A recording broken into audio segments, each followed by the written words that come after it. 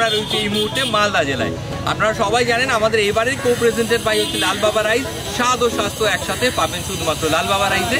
এবং লাল বাবা রাইসের পক্ষ থেকে আমাদের একজন বন্ধু এক্ষুনি বেরোবেন লাল বাবা রাইসের মাক নিয়ে, এবং এই অঞ্চলে যত মানুষজন আছেন, জনবসতি যেখানে রয়েছে আমরা সেখানে পৌঁছাবো এবং প্রত্যেকটি মানুষের কাছে পৌঁছে দেবো লাল বাবা রাইস চালের বাটা। চালের গল্পে যদি খোঁজেন প্রেম, বাসন্তী সুবাসে মন হারিয়ে খোঁজেন, বিরিয়ানি হোক কিংবা সাদা ভাত, লাল বাবা বাসমতিতেই মেলে সেই স্বাদ।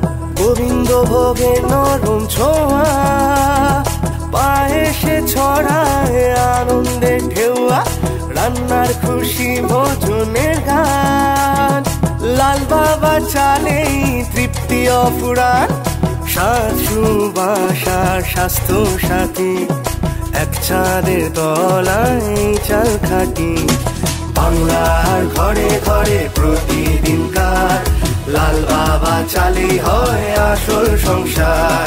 বাংলার ঘরে ঘরে প্রতিদিনকার লাল বাবা চালেই হয় আসল সংসার।